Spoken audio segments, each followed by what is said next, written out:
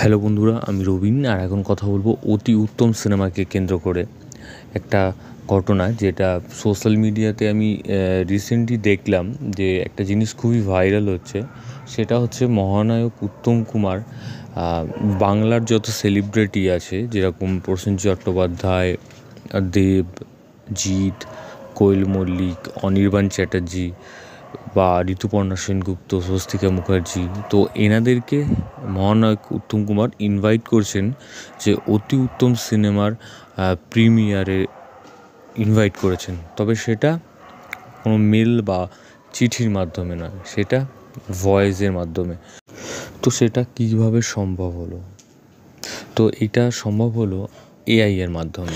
যেরকমভাবে মহানায়ক উত্তম কুমারকে অতি উত্তম সিনেমার মধ্যে তাকে অভিনয় করতে আমরা দেখেছি, তো এই অতি উত্তম সিনেমার প্রিমিয়ারের জন্য মহানায়ক উত্তম কুমার প্রত্যেকটা সেলিব্রিটি, মানে প্রসেনজিৎ চট্টোপাধ্যায়, অনুপম রয়, কোয়েল মল্লিক, ঋতুপর্ণা সেনগুপ্ত, প্রত্যেকেই তার নিজের ভয়েস দিয়ে ইনভাইট করেছে। এবং তারা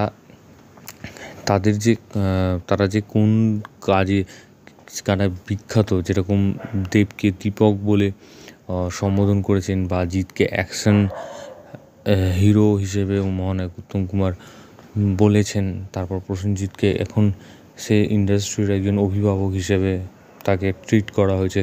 তো সেই জায়গাগুলোকে যেভাবে ভয়েসটাকে ইউজ করা হয়েছে, তো এর মাধ্যমে, তো সেই জায়গাগুলো কিন্তু খুবই ভালো লাগছে।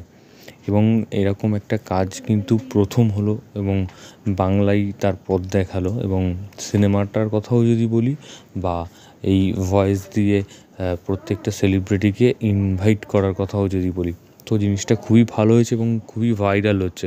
এবং একটা নতুনত্ব জিনিস আমরা দেখতে পাচ্ছি, শুনতে পাচ্ছি, তো খুবই ভালো লাগছে। এবং মহানায়ক উত্তম কুমার আমাদের একজন আইডল এবং একটা ইমোশনের জায়গা। তো সেই জায়গা থেকে মহানায়ক উত্তম কুমারকে আমরা আবার সিনেমার পর্দায় দেখতে পাচ্ছি এবং তার গলা শুনতে পাচ্ছি।